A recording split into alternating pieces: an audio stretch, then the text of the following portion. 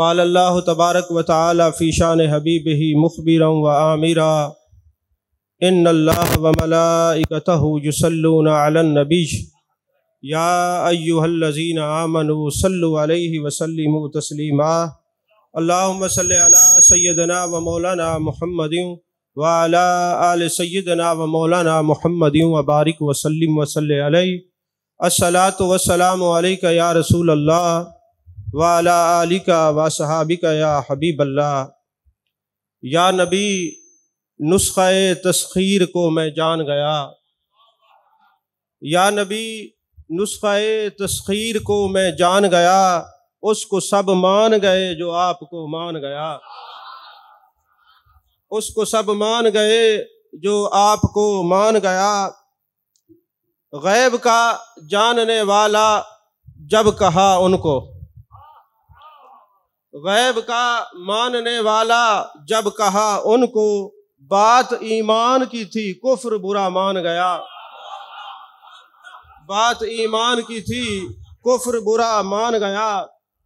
جیسے برسوں سے رہی ہو ملاقات ان سے، جیسے برسوں سے رہی ہو ملاقات ان سے، قبر میں دیکھتے ہی میں انہیں پہچان گیا، قبر میں دیکھتے ہی میں انہیں پہچان گیا۔ شکر کر شکر ہے کہ موت آئی در احمد پر،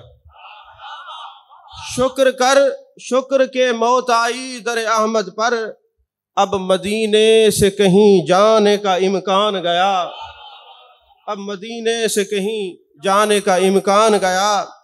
دیکھ کس شان سے کربل کا مہمان گیا، دیکھ کس شان سے کربل کا مہمان گیا، نیزے کی نوک پہ پڑھتا ہوا قرآن گیا۔ تمام تعریفیں اللہ تبارک و تعالیٰ کے لیے ہیں، جو خالق کائنات بھی ہے، مالک شش جہات بھی، جو آد بھی ہے، سمد بھی ہے، جس کی شان لم یلد بھی ہے ولم یولد بھی۔ لا تعداد عدیہ درود و سلام بارگاہ سید الانام، شفیع رحمت، والی امت، شاہ خوباں، جان جانا، شہنشاہ حسینہ، سید سروراں، سیاہ لا مکاں، تتمہ دوراں، سرخیل زہرہ جمالاں، رازدان ما اوہا، شاہد ما طغا، صاحب علم نشرہ، معصوم آمنہ، احمد مجتبیٰ، حضرت محمد مصطفیٰ صلی اللہ علیہ وآلہ وصحبہ وبارک وسلم کی دربار ناز میں اپنی عقیدتوں، ارادتوں، محبتوں کا خراج پیش کرنے کے بعد، میرے انتہائی واجب الاحترام صدر محفل، حسن محفل، جان محفل، جانان محفل، پیر طریقت، راہبر راہ رشد و ہدایت، حضرت صاحبزادہ پیر محمد فاروق احمد صاحب چشتی نظامی میروی دامہ اقبالہ، اور جملہ برادران طریقت، صاحبزادگان حضرات، سادات کرام، ہماری یہ خوش قسمتی کہ ہم خواجہ خواجگان، زبدۃ العارفین والعاشقین، پیشوائے کاملین حضرت سیدنا خواجہ احمد میروی قدس سرہ العزیز کے عرس سراپہ قدس میں جمع ہیں۔ بلکہ میں یہ کہوں گا کہ ہم آئے نہیں بلکہ بلائے گئے ہیں، کیونکہ اللہ تعالیٰ نے قرآن میں فرمایا ان الذین آمنوا وعملوا الصالحات سیجعل لهم الرحمن ودا، جو لوگ ایمان لائے اور نیک عمل کیے ان کی محبتیں لوگوں کے دلوں میں بٹھا دی جاتی ہیں۔ اور مفسرین کرام نے فرمایا ہر دل میں نہیں بٹھائی جاتی، جو اللہ کا پسندیدہ دل ہو، اہل اللہ کی محبت انہی دلوں میں بٹھائی جاتی ہے۔ جس طرح میں نے اس خطبہ کے شروع میں ایک شعر پڑھا، ویسے میں نے تھوڑے 3 موضوعات پر گفتگو کرنی ہے۔ ایک تصوف تو ہے، وہ تو میں نے بولنا ہی بولنا ہے، اور کچھ تربیت کے حوالے سے چند باتیں کرنی ہیں، اور آخر میں حضرت امام عالی مقام کے حوالے سے بھی کچھ گزارشات عرض کروں گا۔ اصل میں ہم جو سنی ہیں نا، ہم قسمت کے بڑے دھنی ہیں، اس لیے کہ ہمارے حصے میں ادب آیا ہے۔ اور یاد رکھیے، ادب جن کے حصے میں آتا ہے اس کو اہل سنت کہتے ہیں، اور جس کو اہل سنت کہتے ہیں ادب اسی کے حصے میں آتا ہے، کیونکہ نبیین، صدیقین، شہداء، صالحین، کاملین، واصلین، عاشقین، رادین، مردین، جتنے یہ درجے کے لوگ ہیں، ان سب کا ادب کرنے والی ایک ہی جماعت ہے جس کو اہل سنہ و جماعت کہا جاتا ہے۔ اور یاد رکھیے، عشق والوں کا جو مسلک ہے وہ درد ہوا کرتا ہے، اور درد کے لیے، سمجھنے کے لیے مرد کا ہونا شرط ہے۔ آپ بول نہیں رہے، مجھے کچھ اور یاد آ رہا ہے، بولتے رہیے، مجھے پتہ چلے کہ آپ وہی پرانے سامعین ہیں۔ درد کے لیے مرد کا ہونا شرط ہے، اور یاد رکھیے درد کی ایک کرامت ہے، اس کو سیدھا پڑھو تب بھی درد ہے، الٹا پڑھو تب بھی درد ہے، کیونکہ درد دل دے کے مجھے اس نے یہ ارشاد کیا، جا دیر و حرم کی کشمکش سے تجھے آزاد کیا۔ ارے متاع درد بڑی چیز ہے، جہاں سے ملے، دیر سے ملے، حرم سے ملے، یا ساقی کے آستان سے ملے، ارے متاع درد بڑی چیز ہے جہاں سے ملے۔ تو یہ درد کی دولت صوفیہ، اصفیہ، ازکیہ، نوکبا، نوجبا کے دروازوں سے ملتی ہے۔ یاد رکھیے، یہ جو شعر میں نے شروع کیا تھا، یا نبی نسخہ تسخیر کو میں جان گیا، اس کو سب مان گئے جو آپ کو مان گیا، میں نے ایسے نہیں کہا۔ اٹھائیے تفسیر روح البیان، اس کا مطالعہ فرمائیے تو آپ کو پتہ چلے گا۔ حضرت سلیمان علیہ السلام جب اپنے تخت پر بیٹھتے، وہ تخت اڑتا تھا، اور جہاں آپ قیام پذیر ہوتے، انسان تو انسان، جنات بھی آپ کے تابع ہو جاتے، ہوا بھی آپ کے تابع ہو جاتی، مخلوقات آپ کے تابع ہو جاتی۔ ایک دن آپ کے صحابہ نے، آپ کے غلاموں نے سوال کیا، اے حضرت سلیمان علیہ السلام، یہ ارشاد فرمائیے، ہم نے یہ دیکھا ہے کبھی یہ سارے آپ کے تابع ہو جاتے ہیں اور کبھی یہ سارے آپ سے دور ہٹ جاتے ہیں، تو حضور والا وجہ کیا ہے؟ ہم نے یہ بھی محسوس کیا ہے کہ آپ کی جو انگوٹھی ہے آپ کے ہاتھ کے اندر، اس کے اندر کوئی تلسم ہے، اس کے اندر کوئی تسخیر ہے، اس کے اندر کوئی نہ کوئی چیز ایسی چھپی ہوئی ہے۔ جب آپ انگوٹھی پہنتے ہیں سارے آپ کے قریب ہو جاتے ہیں، آپ کے تابع ہو جاتے ہیں، اور جب آپ انگوٹھی اتارتے ہیں ہوا بکھر جاتی ہے، سما بدل جاتا ہے، کیفیات بدل جاتی ہیں، جنات بھی دور ہو جاتے ہیں، انسان بھی دور ہو جاتے ہیں۔ تو حضور والا اس انگوٹھی کے اندر کیا چیز ایسی ہے، جب آپ پہنے سارے قریب ہو جاتے ہیں، آپ اتاریں دور ہو جاتے ہیں؟ آپ سمجھے ہی نہیں بات کو۔ تو اب آپ نے فرمایا اس انگوٹھی کے اندر ایک اسم اعظم ہے، اس انگوٹھی کے اندر ایک اسم اعظم کندہ ہے، یہ اس کی برکت ہے۔ جب میں انگوٹھی پہنتا ہوں لوگ میرے قریب ہو جاتے ہیں، جن و انس میرے تابع ہو جاتے ہیں۔ حضور والا ہم اس اسم اعظم کی زیارت کرنا چاہتے ہیں۔ ایک تو یہ سونڈ والوں کا تو کام ہے، آپ تو مجھے دیکھیں نا، یا میں 5 منٹ تقریر بند کرتا ہوں، آپ ان کو دیکھ لیں، پھر تقریر شروع کرتے ہیں۔ تو عزیزان محترم، یہ جو انگوٹھی ہے اسم اعظم ہے، اسم اعظم کندہ ہے۔ حضور والا جب یہ انگوٹھی پہنتا ہوں تو سارے تابع ہو جاتے ہیں، اس انگوٹھی کو اتارتا ہوں تو سارے بکھر جاتے ہیں۔ تو حضور بتائیے تو صحیح اسم اعظم کیا ہے؟ فرمایا اسم اعظم کے لیے بتانا ضروری نہیں ہوتا، اسم اعظم کو دکھانا بھی ضروری ہوتا ہے۔ توجہ ہے آپ کی؟ اسم اعظم کو صرف بتانا نہیں، دکھانا بھی ضروری ہوتا ہے۔ حضور والا دکھائیے اس انگوٹھی میں کیا ہے؟ تو حضرت سلیمان علیہ السلام نے جب انگوٹھی دکھائی تو اسم اعظم کیا تھا؟ آپ کی انگوٹھی میں لکھا ہوا تھا محمد الرسول اللہ۔ یارو، اگر حضرت سلیمان علیہ السلام کی انگوٹھی میں محمد الرسول اللہ لکھا ہو، کائنات تابع ہو جاتی ہے، تو پھر حضرت خواجہ احمد مہروی کے دل پہ محمد الرسول اللہ لکھا ہو تو کائنات تابع کیوں نہیں ہو سکتی؟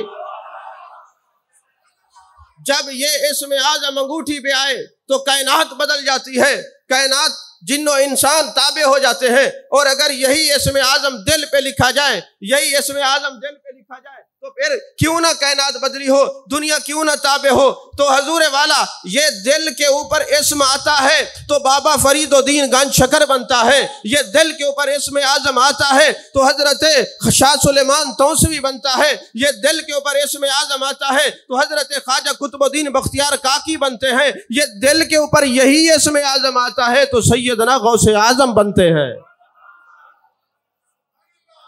یا تو آپ کو سمجھ نہیں آئی یا آپ سمجھ سے بھی آگے چلے گئے ہیں۔ اچھا، یہ اسم اگر دل میں آ جائے تو کائنات تابع ہو جاتی ہے، اگر یہ اسم والا نبی آ جائے، اگر یہ اسم والا نبی آ جائے تو پھر کیا کیفیت ہوگی؟ ذرا پیچھے چلیے۔ بیت اللہ اللہ کا گھر ہے، بیت کا معنی گھر ہے، یہ اللہ کا گھر ہے، تو جناب والا بیت اللہ شریف کے اندر آپ جانتے ہیں 360 بت رکھے ہوئے تھے۔ میرے آقا آئے، بت نکلے، وہ عبادت گاہ بن گئی۔ توجہ نہیں فرمائی؟ محبوب آئے، محبوب کے قدمین شریفین آئے، بت نکلے، وہ جگہ عبادت گاہ بن گئی۔ یارو اس انسان کے اندر 360 بت ہیں، غیبت کا بت ہے، چغلی کا بت ہے، حسد کا بت ہے، شہوت کا بت ہے، لالچ کا بت ہے، کرودھ کا بت ہے، لوبھ کا بت ہے، یہ 360 بت آپ بھی دلوں میں لیے پھرتے ہیں، اور جب ان دلوں کے اندر جان کائنات کے قدمین آ جائیں، یہ بت نکل جائیں، وہ عبادت گاہ بن گئی ہے۔ جس بندے کے اندر محبوب ہو جائے وہ بندہ زیارت گاہ بن جاتا ہے۔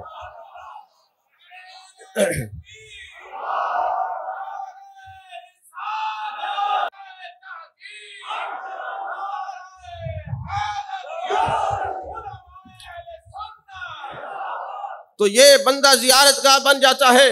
جب تک یہ جیتا ہے لوگ ان کی زیارت کے لیے آتے ہیں، جب یہ دنیا سے چلا جاتا ہے تب تک قیامت تک ان کی قبر انور کی زیارت ہوتی رہتی ہے۔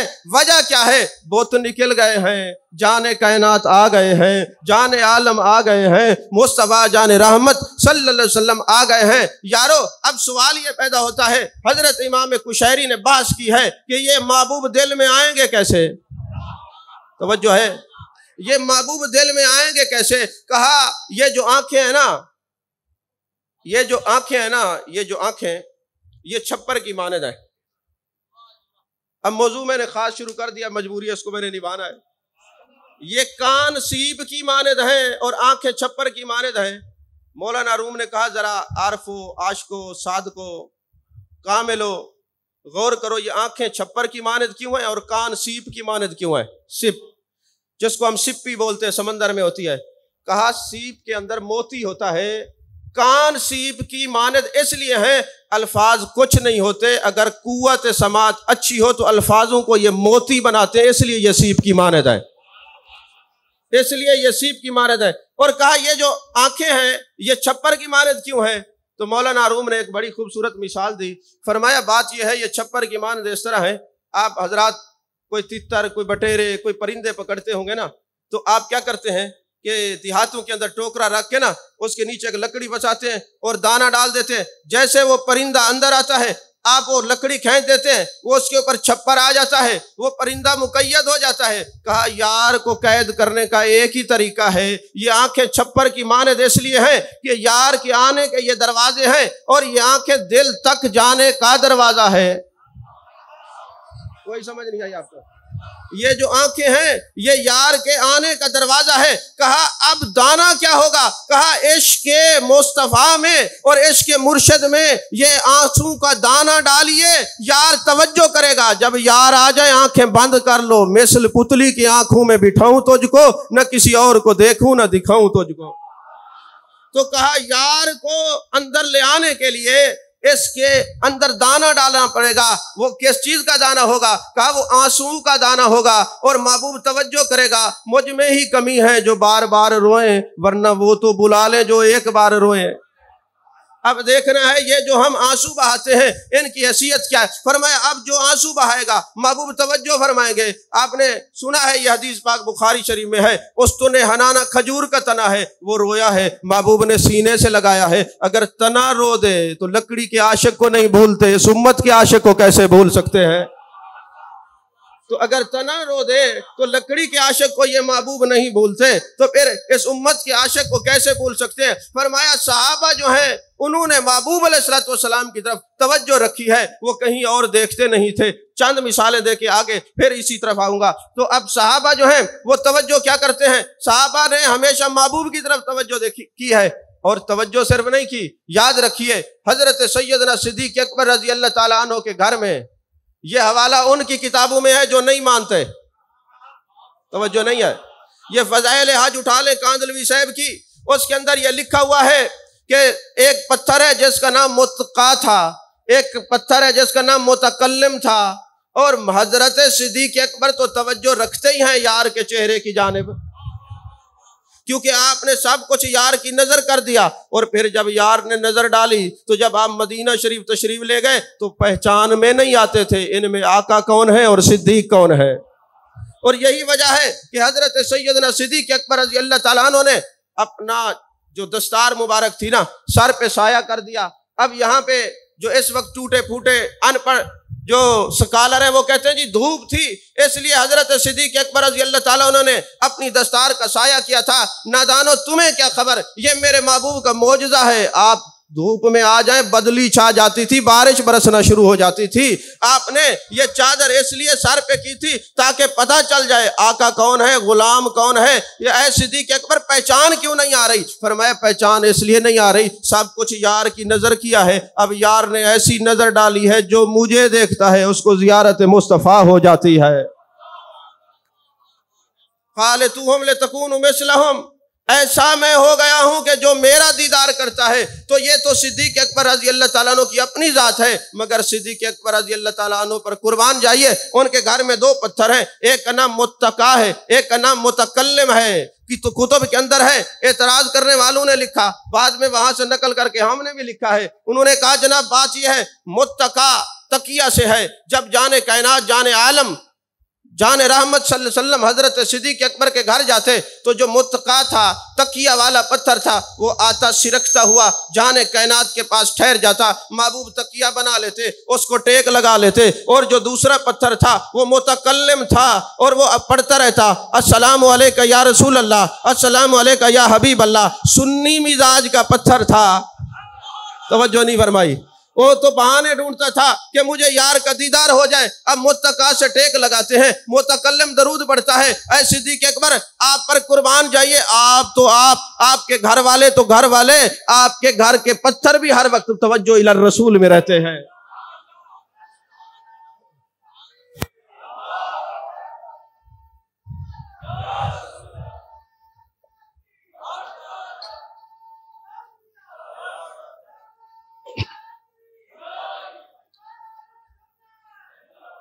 اور یاد رکھیے بخاری شریف کے اندر یہ حدیث پاک ہے، صاحب بن یزید رضی اللہ تعالیٰ عنہ فرماتے میں مسجد نبی شریف کے اندر قرآن پڑھ رہا تھا، میں نے دیکھا ایک کنکری مجھے لگی، جس سمت سے کنکری آئی تھی میں نے دیکھا تو حضرت امیر المومنین حضرت فاروق اعظم رضی اللہ تعالیٰ عنہ جلوہ گر ہیں، اور مجھے اشارہ کر ادھر آؤ۔ قریب تھا میں، آواز دے دیتے، مگر قرآن کہتے یا ایھا الذین آمنوا لا ترفعوا اصواتکم فوق صوت النبی، اے ایمان والو میری نبی کے سامنے آواز بلند مت کرو۔ آج بے شک لوگ اس ادب کو بھول چکے ہیں، بڑے کروور اور پروٹوکول سے جانتے ہیں، ان کو کیا پتا یہ تو وہ درگاہ ہے جہاں جبریل بھی ذرا خیال سے آتا ہے۔ تو حضرت سیدنا فاروق اعظم رضی اللہ تعالیٰ عنہ نے فرمایا ادھر آؤ۔ حضرت صاحب بن یزید فرماتے میں جب قریب گیا، حضرت فاروق اعظم رضی اللہ تعالیٰ عنہ نے مجھے فرمایا یہ دو بندے آپس میں شور کر رہے ہیں، جاؤ ان کو پکڑ کے میرے پاس لے آؤ۔ وہ بندے بھی اتنے فاصلے پر نہیں تھے، اور حضرت فاروق اعظم بھی آواز دینا چاہتے دے سکتے تھے، لیکن حضرت فاروق اعظم نے ہمیں ادب سکھایا ہے، جب میں مراد رسول ہو کے اونچی آواز میں نہیں بولتا، تم تو بہت بعد میں ہو اور تمہارا ایمان اس درجے کا نہیں ہے جو صحابہ کے ایمان کا درجہ ہے۔ تو فرمانے لگے ان کو پکڑ کے لے آؤ۔ جب آئے تو آپ نے فرمایا اونچی آواز میں شور کیوں کر رہے ہو؟ وہ عرض کرنے لگے حضور ہم طائف سے ہیں، ہمیں آداب کا پتہ نہیں۔ حضرت فاروق اعظم رضی اللہ تعالیٰ عنہ نے فرمایا اگر تم یہاں مدینے کے ہوتے اور اس طرح بے تکلفی سے در رسول پر بات کرتے تو میں تمہیں ایسی سزا دیتا تمہیں قیامت کا ادب بھولتا ہی نہ۔ تو توجہ کہاں ہے حضرت فاروق اعظم رضی اللہ تعالیٰ عنہ کی؟ میرے آقا علیہ الصلوۃ والسلام کی طرف۔ اچھا علماء تشریف فرما ہے، ایک نکتہ عرض کرنے لگا ہوں، کیا قرآن پاک میں یہ آیت موجود ہے نا، اتم الحج والعمرۃ للہ، حج اور عمرہ کس کے لیے ہے؟ اللہ کے لیے۔ بولیے حج اور عمرہ کس کے لیے؟ اللہ کے لیے ہے۔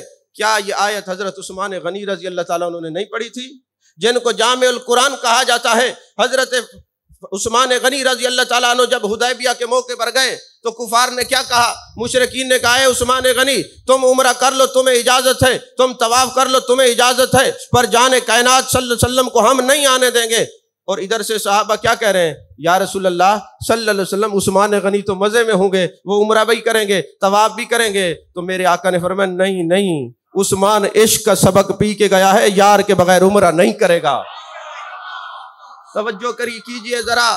تو حضرت عثمان غنی کو جب انہوں نے کہا آپ عمرہ کر لیں طواف کر لیں، تو حضرت عثمان غنی نے کیا فرمایا؟ فرمایا بیت اللہ ادھر تھا ہم بھی تھے، مطاف ادھر تھا ہم بھی تھے، چاہے زمزم ادھر تھا ہم بھی تھے، صفا مروہ ادھر تھا ہم بھی تھے، سب کچھ ہم جانتے ہیں، پر جس نبی نے ان کی پہچان کرائی ہے ان کو چھوڑ کے حضرت عثمان عمرہ کیسے کرے؟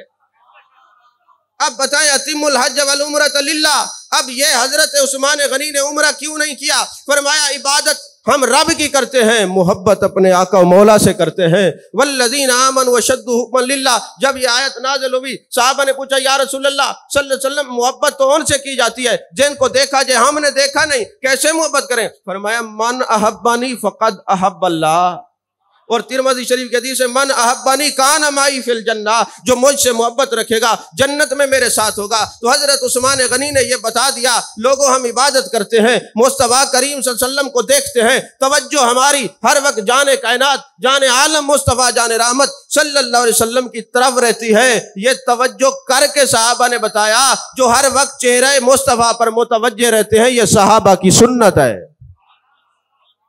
یہ صحابہ کی سنت ہے۔ اور آپ حضرات جانتے ہیں کہ حضرت مولا کائنات حضرت علی کرم اللہ وجہ الکریم جب یہ حدیبیہ کا ایگریمنٹ لکھا گیا، معاہدہ لکھا گیا، تو اس میں کیا الفاظ تھے کہ جناب محمد الرسول اللہ صلی اللہ علیہ وسلم کی طرف سے۔ تو مشرکین اور کفار کیا کہنے لگے؟ انہوں نے کہا اسی لفظ رسول سے تو ہمیں چڑھ ہے، اور آپ نے یہ محمد الرسول اللہ لکھ دیا، یا محمد بن عبداللہ لکھیے۔ اب یہ رسول اللہ لکھا کس نے تھا؟ مولا کائنات حضرت علی کرم اللہ وجہ الکریم نے لکھا تھا۔ اور میرے آقا علیہ الصلوۃ والسلام نے فرمایا علی جب یہ اعتراض کر رہے ہیں تو پھر یہ لفظ رسول کاٹ دیجئے۔ علماء تشریف فرمائے کیا حضرت مولا علی کرم اللہ وجہ الکریم نے لفظ کاٹا؟ نہیں کاٹا۔ فرمایا عرض کی یا رسول اللہ صلی اللہ علیہ وسلم یہ علی جب لفظ رسول لکھتا ہے پھر کاٹتا نہیں۔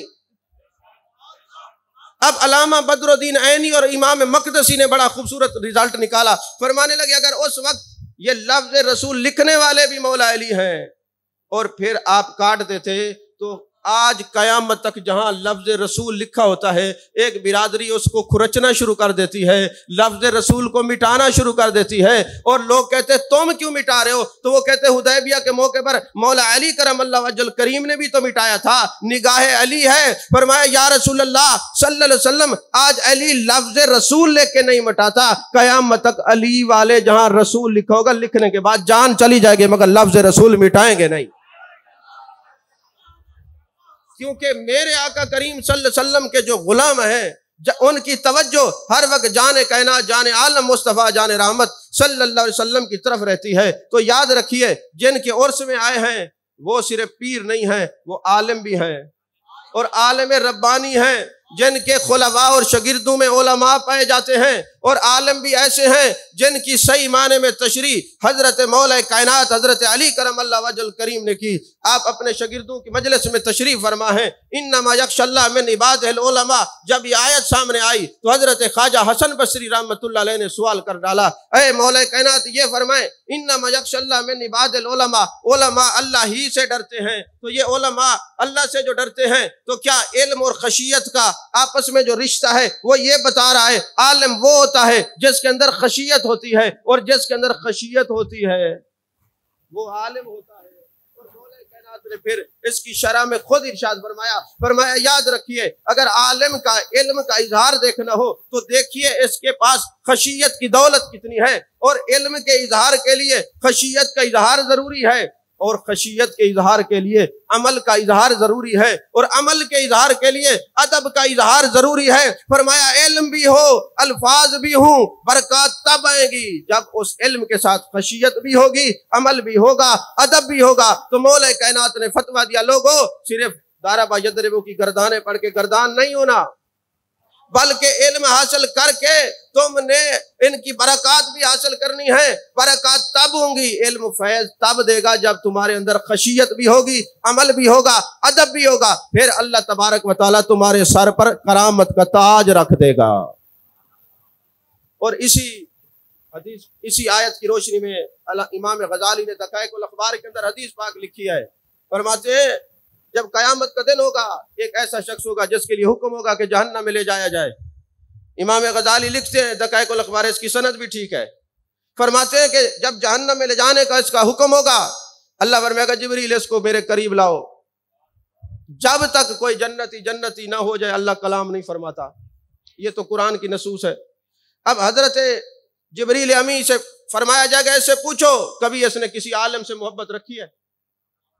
وہ کہے گا ہم تو اس دور میں تھے جہاں علماء کو بغض سے دیکھا جاتا تھا، نفرت سے دیکھا جاتا تھا، علماء کا تمسخر اڑایا جاتا تھا، علماء کی مجالس سے اعراض کیا جاتا تھا۔ اللہ فرمائے گا جبریل اس سے پوچھو کبھی اس نے اپنے بیٹے کا نام کسی عالم کے نام پہ رکھا ہے؟ وہ کہے گا جی نہیں، ہم سے یہ بھی نہیں ہو سکا۔ پھر پوچھا جائے گا اس سے پوچھو کبھی اس نے کسی عالم کے ساتھ دسترخوان پہ بیٹھ کے کھانا کھایا ہے؟ توجہ نہیں فرمائی آپ حضرات نے۔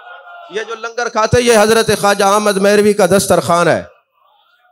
اب جناب والا اس نے کبھی کسی عالم کے مکان میں اللہ کی رضا کے لیے اس کی صحبت کو پانے کے لیے رات گزاری ہے؟ جی نہیں۔ اچھا جب یہ سارے سوالات ہو جائیں گے کوئی جواب شافی و کافی و وافی نہیں ہوگا، تو پھر کہا جائے گا اس سے پوچھو کہ اس نے عالم سے محبت نہیں کی، دسترخوان پہ کھانا نہیں کھایا، بیٹے کا نام نہیں رکھا، اس سے پوچھو کبھی کسی ایسے بندے کو یار بنایا ہے جو علماء کو دوست رکھتا ہو، علماء کو دوست رکھتا ہو؟ تو حضرت امام غزالی یہ حدیث نقل کرتے فرمایا، وہ کہے گا جناب فلاں چشتی صاحب تھے، فلاں قاری صاحب تھے، فلاں عالم تھے، وہ ہمارے محلے کے امام تھے، فلاں مؤذن تھے، وہ علماء سے محبت رکھتے تھے، ان کا یارانہ اور دوستانہ علماء سے تھا اور میرا تعلق ان سے تھا۔ تو میرے آقا فرماتے ہیں، اللہ فرمائے گا جبریل اس کا ہاتھ پکڑ کے جنت میں لے جاؤ، جو علماء کے دوستوں سے دوستی رکھے وہ جہنم میں نہیں جائے گا۔ مجھے دل پہ ہاتھ رکھ کے بتائیے اس حدیث کی روشنی میں، جو علماء کے یاروں سے محبت رکھے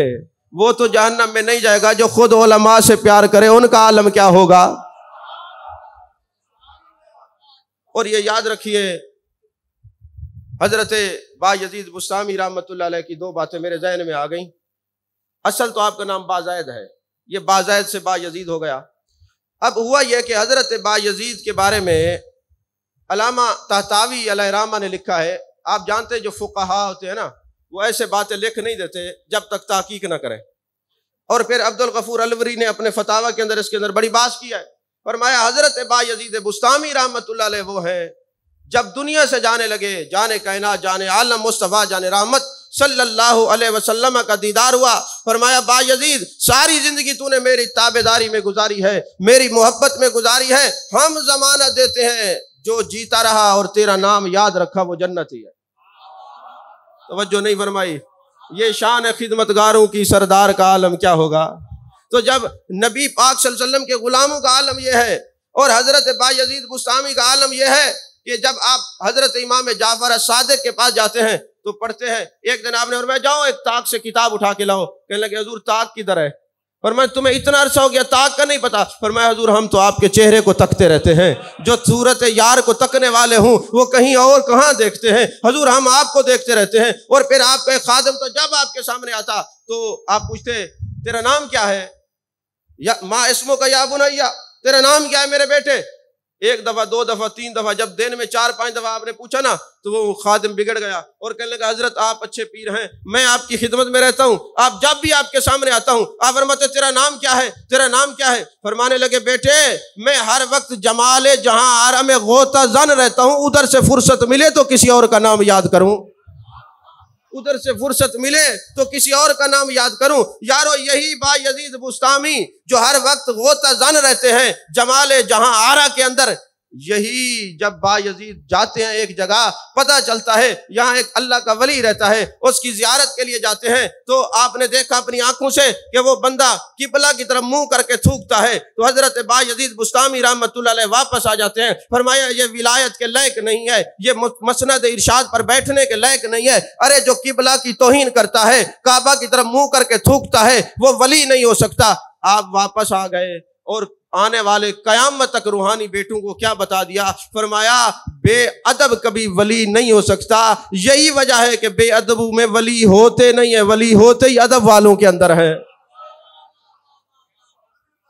ادبوں کے اندر ولی ہوتے نہیں ہیں۔ اور طبرانی کی اور ابو داؤد شریف کی حدیث پاک ہے، جان کائنات جان عالم مصطفیٰ جان رحمت صلی اللہ علیہ وسلم نے ارشاد فرمایا جو شخص قبلہ کی طرف منہ کرتا ہے قیامت والے دن اس حال میں اٹھایا جائے گا کہ جو منہ کر کے تھوکتا ہے اس کی تھوک اس کے ناک اور پیشانی کے درمیان لگی ہوگی، اس حال میں اٹھایا جائے گا کہ اس نے قبلہ کی توہین کی ہے، اس طرح منہ کر کے تھوکا ہے۔ اور پھر ابو داؤد شریف کی حدیث پاک ہے، میرے آقا نے ایک شخص کو معزول اس لیے کر دیا تھا، یہ قبلہ کا ادب نہیں کرتا، اس نے منہ کر کے تھوکا ہے۔ یارو جو کعبے کا ادب نہ کرے وہ امام یا پیر نہیں ہو سکتا، جو کعبے کا احترام نہ کرے وہ ولی کیسے ہو سکتا ہے؟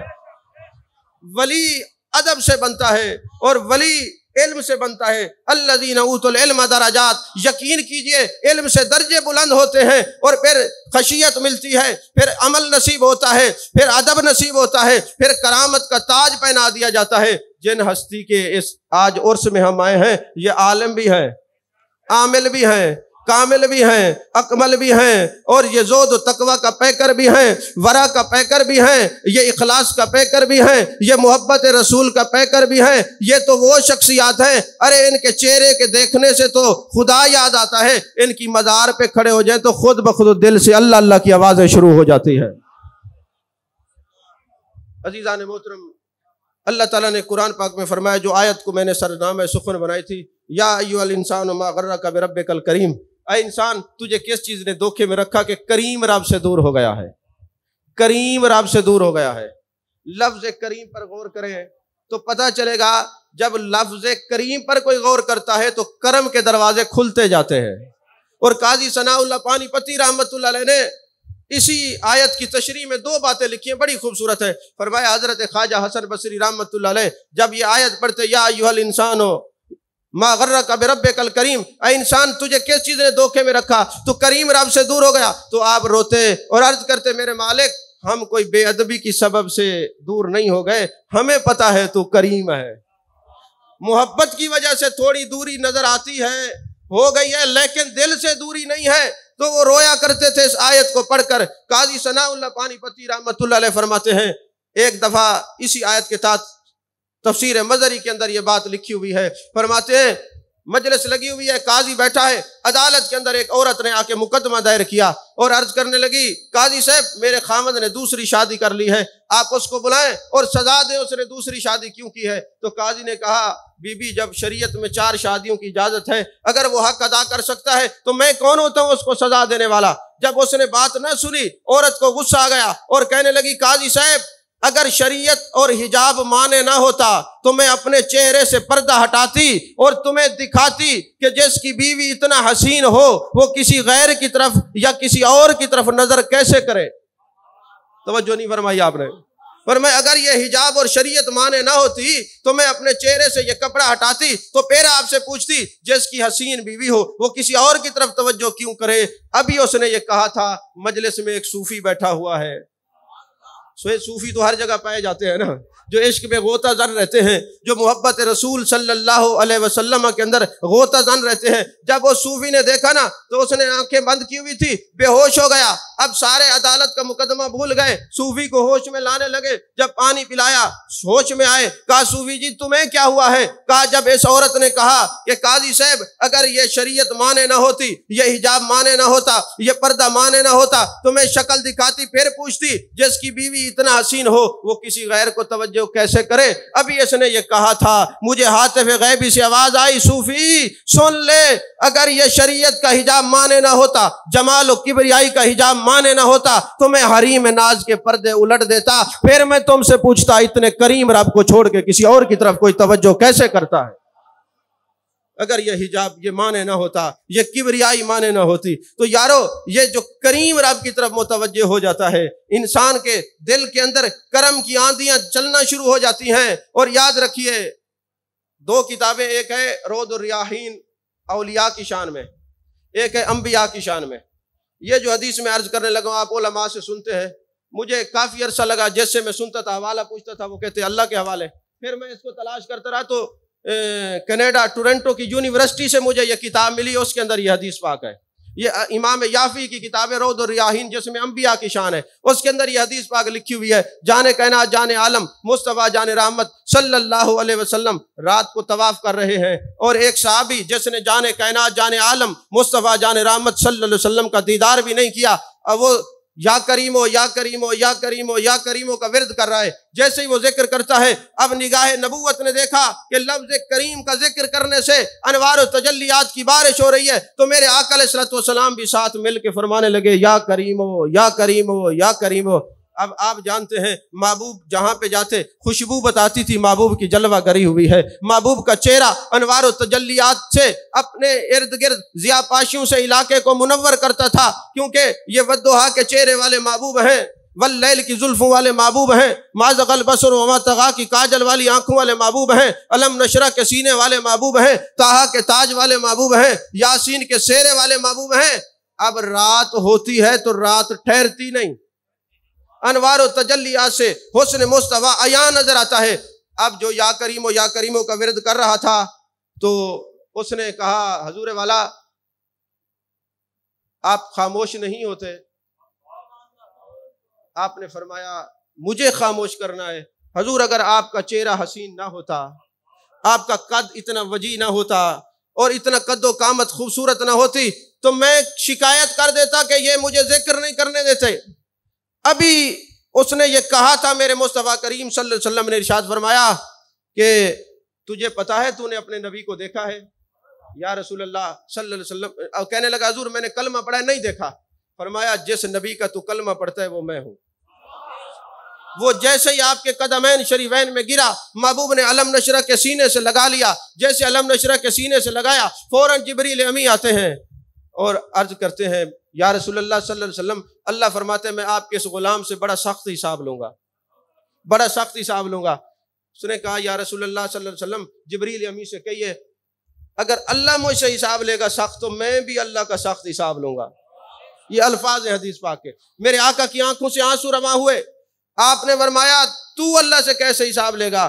عرض کرنے لگا یا رسول اللہ صلی اللہ علیہ وسلم، اللہ میرے گناہوں کا حساب لے گا، میں اس کی رحمت کا حساب لوں گا، پھر دیکھوں گا میرے گناہ زیادہ ہیں یا اس کی رحمت زیادہ ہے۔ اور اسی کی شرح میں امام قرطبی نے بڑی بات لکھی، فرماتے اس صحابی نے کہا کیوں میں حساب لوں گا؟ فرمایا وہ صحابی اگرچہ دیدار مصطفیٰ صلی اللہ علیہ وسلم سے محروم تھا، لیکن قرآن کو سمجھتا تھا۔ قرآن میں وما کان اللہ لیعذبہم وانت فیہم، محبوب جہاں آپ ہوں گے وہاں عذاب نہیں ہوگا۔ اگر آج میں کوئی ایسی بات کر دوں گا، محبوب جلوہ گر ہیں، آج وہ ناراض نہیں ہوگا، راضی ہی راضی ہوگا، کیونکہ کریم رب ہے۔